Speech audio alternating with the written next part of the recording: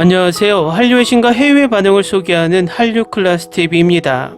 오늘은 K드라마가 나를 죽음의 끝에서 구해주었다라는 내용의 미국 에세이 전문 매체 일렉트릭 리처러처에 실린 K드라마에 관련된 에세이를 살펴보겠습니다. 이 에세이는 2022년에 올라온 에세이인데 에세이가 너무 길어서 한동안 번역하기를 망설이다 너무나 좋은 내용이라 오늘에야 구독자님들에게 전해드립니다. 에세이는 K드라마에 대한 사랑, 코로나 팬데믹 기간 동안 친구를 잃고 모든 감정을 K드라마로 극복한 이야기를 담고 있는데 내용이 너무 좋습니다. 바로 보시겠습니다. 한국 드라마가 나를 외로움과 슬픔에서 구해줬습니다. 봉쇄 기간 동안 엄청난 손실을 입은 제인 다케이마는 한국 드라마의 깊은 감정에서 치유를 찾았습니다. 2021년 2월 코로나 봉쇄 겨울, 친한 동료에게 업무에 대한 질문과 그녀의 소설이 어떻게 진행되고 있는지 알아보기 위해 메일을 보냈습니다. 그녀는 잘 지내고 있었지만 격리를 극복하기 위해 한국 드라마를 보는 실수를 저질렀고 저에게 아직 보지 않았다면 사랑의 불시착을 봐야 한다고 말했습니다. 그래서 저는 사랑의 불시착을 보기 시작했습니다. 그 속에서 한국 기업가 윤세리는 자신의 스포츠웨어 라인을 홍보하기 위해 패러글라이딩을 하던 중 토네이도에 휩쓸려 표류하게 됩니다. 그녀는 북한의 비무장지대에 있는 나무 위에 내려앉았고 그곳에서 우리는 조선인민군 리데이를 만납니다. 다행스럽게도 리데이는 그녀가 발각되지 않도록 구하기로 결정하며 이 드라마는 나를 완전히 몰입하게 만들었습니다. 이 드라마는 감각적이었지만 매우 느리게 진행되었기 때문에 드라마 속 세상의 스타일과 논리가 현실적으로 보이기 시작했습니다. 눈을 감으면 그들의 얼굴이 보일 정도로 캐릭터들과 너무 많은 시간을 보냈습니다. 낮 동안 나는 그들의 기쁨에 같이 기뻐했고 그들의 비통함을 애도했으며 매일 밤 나는 이 드라마의 노예가 되도록 완벽하게 설계된 세상에 기꺼이 합류했습니다.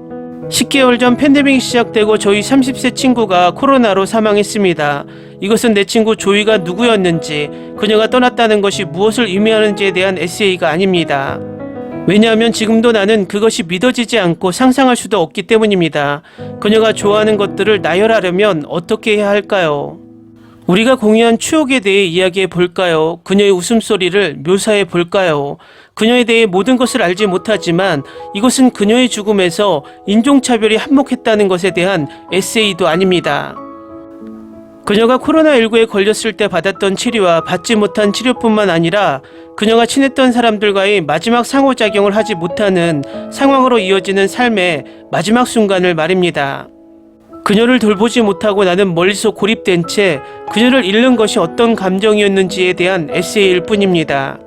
나는 조이가 세상을 떠난 초기에 그 어떤 때보다 그녀와 더 가까워진 느낌을 받았습니다. 나는 밤마다 그녀에 대한 꿈을 꾸었고 하루 종일 그녀의 사진을 보았습니다. 나는 8년 동안 우리가 주고받은 이메일, 그녀의 이야기, 그녀와의 인터뷰, 그녀가 그 인터뷰에서 읽었다고 말한 모든 책을 다시 읽었습니다. 나는 그녀의 페이스북, 인스타그램, 트위터, 오래된 이메일을 보았습니다. 나는 그녀가 나에게 보낸 비디오를 보았고 그녀가 살아있을 때 한 번도 들어본 적이 없는 그녀의 팟캐스트를 들었습니다. 나는 그녀를 기억하기 위해 SNS에서 그녀의 삶의 다른 시기의 친구들을 만났습니다. 나는 그녀가 소셜미디어에서 좋아했던 시인을 팔로우했습니다. 역설적이게도 나는 때때로 그녀의 삶이 유저지의 한 시설에서 끝났다는 사실에서 벗어나 그녀를 향해 뭔가 더 알아가고 그녀가 살아있는 것처럼 행복감을 느꼈습니다. 그녀와 함께 있었던 추억을 불러일으킬 수 있는 느낌이었습니다. 이제 조이의 여동생인 미아는 그녀가 외롭지 않도록 그녀의 유골함을 탁자 중앙에 두었다고 합니다.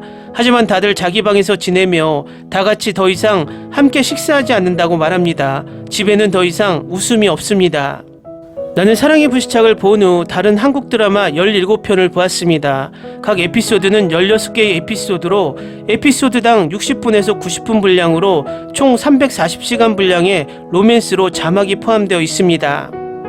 드라마가 끝나면 가상의 인물에 대한 그리움과 감당할 수 없는 상실감을 느꼈습니다. 내가 어떻게 누군가를 세리아 리데이만큼 사랑할 수 있겠느냐는 생각이 들 때도 있습니다. 그리고 스타트업에서 달미, 도산, 지평을 만났습니다. 그리고 당신의 잠든 사이에 홍주, 유범, 우타, www 검색어를 입력하세요의 타미야 차연. 이번 생은 처음이라의 세이, 이 구역에 미친 X의 희우와 민경을 만납니다. 가끔 조이 친구인 한국인 선미에게 배우들에 대해 물어볼 때도 있습니다. 그녀는 부산 출신이고 한국 드라마나 어떤 드라마도 보지 않습니다. 그녀는 공감하기에 K드라마는 너무 많은 배우들과 너무 많은 감정들로 가득 차 있다고 말합니다. 하지만 K드라마가 이렇게 다양한 감정으로 가득 차 있는 것이 바로 제가 원하는 것입니다. 이 구역의 미친 X에서는 같은 정신과 의사를 만나러 가는 길에 희호와 민경이 만납니다. 버스 안에서 빗속에서 어처구니없는 일을 겪은 희호는 슬리퍼를 잃어버리자 희호와 민경은 자신도 모르게 옆집 이웃이 되고 서로를 피하려고 노력하지만 결국 두 사람은 서서히 사랑에 빠지게 되고 두려움에 떨고 있는 민경을 구해주는 희호의 모습을 보게 되면서 민경도 희호를 사랑하게 됩니다. 그리고 모든 것이 잘 끝납니다. 한국 로맨스에 빠지게 되는 것 중 하나는 그것이 이국적이라는 것입니다. 매달 똑같은 사방의 벽 안에 갇혀 있는 동안 낯설고 흥미로운 곳에서 힘들이지 않고 시간을 보낼 수 있어서 다행이었습니다. 또 다른 부분은 이러한 드라마는 다른 슬픈 생각을 떨쳐버리게 하기 위해 완벽하게 설계되었다는 것입니다. 한국의 로맨스 드라마는 쉽게 따라갈 수 있게 구성되어 있지만 때론 복잡하고 놀라운 구조로 이루어져 있습니다. 각 이야기에서는 거의 항상 술에 취한 장면, 첫 키스, 장난스러운 장면, 두 번째 로맨스 커플, 곧 밝혀질 연인 사이의 어린 시절의 연결, 한 연인이 다른 연인에게 키스할 뻔한 장면 등이 있습니다.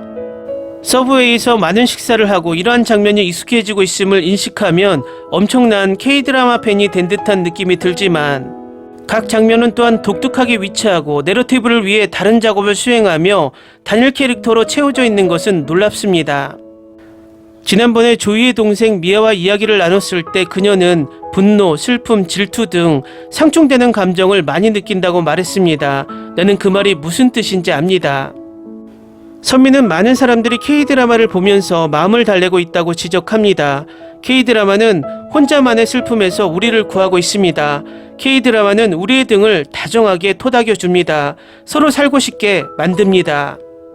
기사 잘 보셨나요? K드라마가 왜 코로나 팬데믹 기간 동안 그렇게 전 세계인들을 열광하게 만들었고 그 기간 동안 왜 K드라마 열풍이 불었고 지금 전 세계 OTT에서 K드라마가 중요한 위치에 있는지를 이 에세이에서 바로 보여주고 있습니다. 앞으로도 K드라마들이 좋은 퀄리티로 전 세계인들의 기쁨과 마음의 안식이 되길 바라봅니다.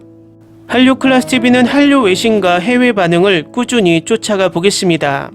재밌게 잘 보셨나요? 여러분의 구독, 좋아요, 댓글, 알림 설정은 컨텐츠 제작에 큰 힘이 됩니다. 그리고 항상 하시는 일마다 대박 나시고 행복하시길 바랍니다.